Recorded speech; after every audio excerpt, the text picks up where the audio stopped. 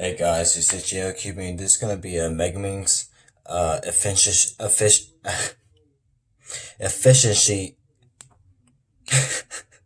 This is gonna be a Megaminx efficiency video inspired by JavaCuber. So before I get into this video, I'm gonna give a quick shout out to both JavaCuber and Little Introvert.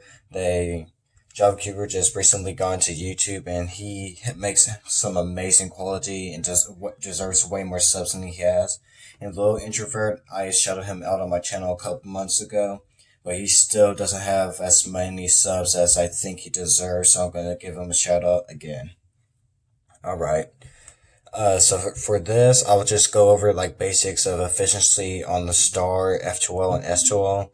Last layer is like, yeah, I don't think you have to be as efficient on last layer, and I will also be doing white since I'm like one of the few people that do purple star. So yeah.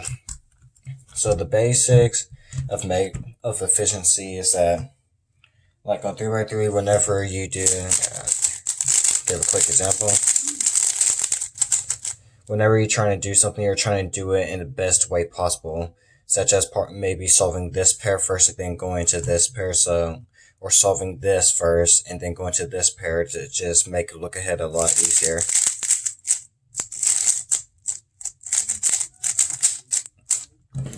So, I guess I'll do like a quick example of efficiency on star. Whenever you do the star, you want to try to influence as many pieces as you can possibly can, and try to look ahead to your full star once you start getting around to like 55 seconds.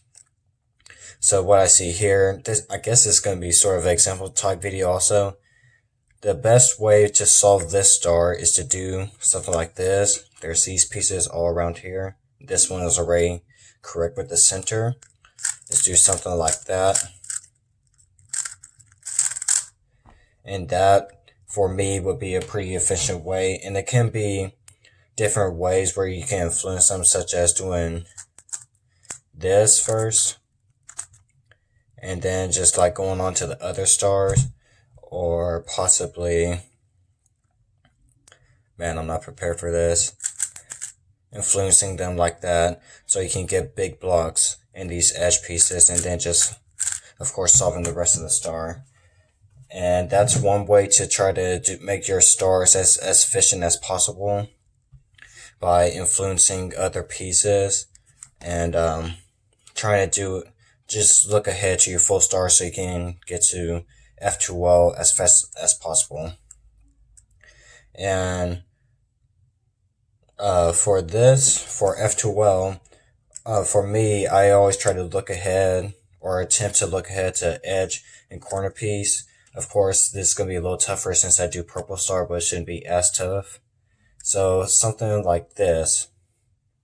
For this, most people will probably like try to move the edge out, then try to set it up. But for me, I think the best possible way is to move the corner to the edge, and then instead of doing something like this, do something like that. The other good ways to solve Megaminx F2L efficiently is, I'm trying to, it's something like this. Instead of like trying to get the corner over here, it's good to just move the edge to the corner in a case like that and solve the F2L. In other cases, it's also good to do, most people, whenever you're a beginner, you separate the corner and pair together. Oh no. Why does this always happen?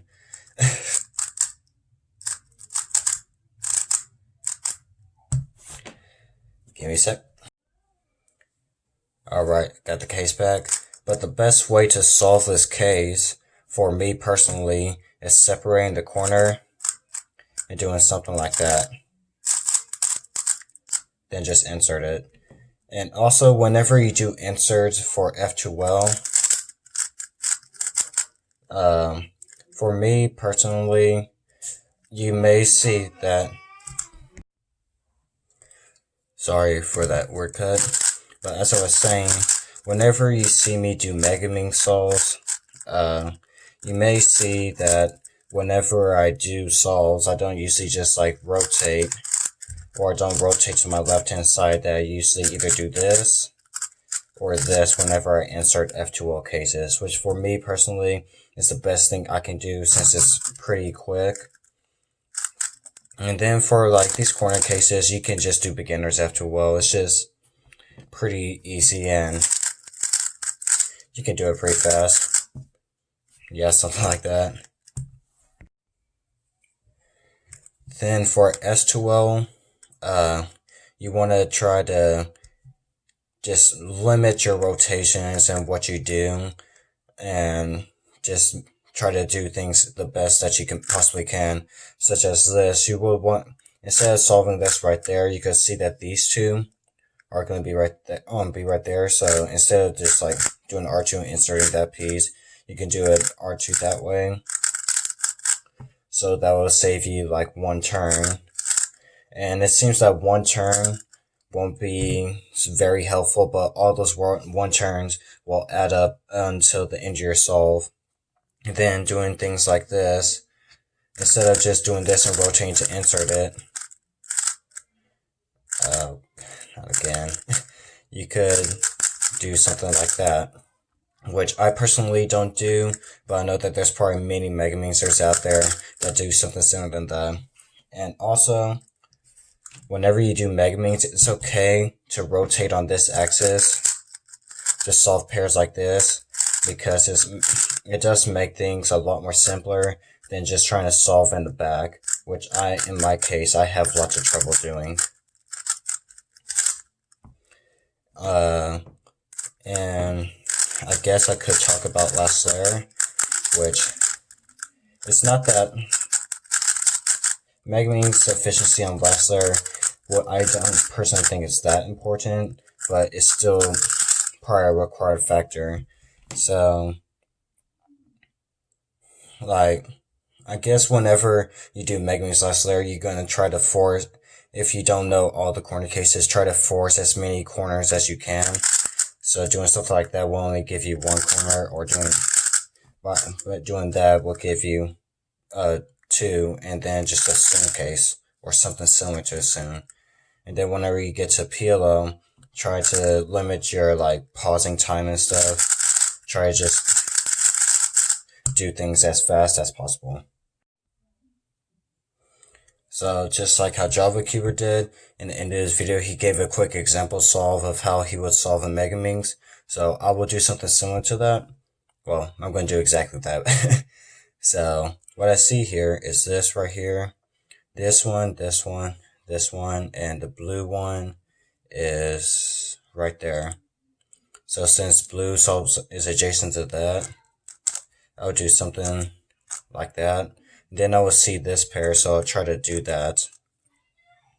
Solve this one because it's adjacent to that one.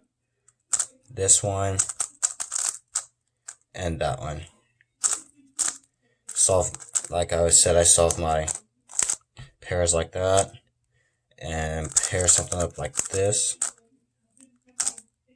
Instead of doing like rotating this here, I will do something like that. And then for this pair, some people will probably like, oh, take it out. I will do something similar to that. And this pair must have been already solved, and I probably put it in the wrong slot. S2L, I would do something like this, because that's probably like the best way for me to solve it.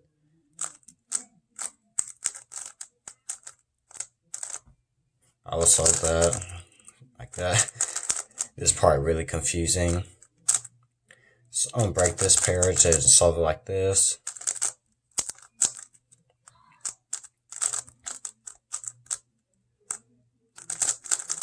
And I will solve it like that. I want to do R2 moves, so I could keep this right here. And then for this, instead of just taking it out, and then setting it up, what do I always do? I would do this. Then for this pair, you could do something with F moves, but I think it's just better to rotate and then insert it. That'll select it to orient more corners. And then just last layer. Wrong firm. So yeah. So yeah, I know this isn't like the best quality video, but JavaCubers is way more better than mine, and he actually goes pretty in depth on some things that you should do. So yeah, I hope that you enjoyed this video, and please go subscribe to both Little Introvert and JavaCuber, and I will see you next time. This is JLCubing, signing out.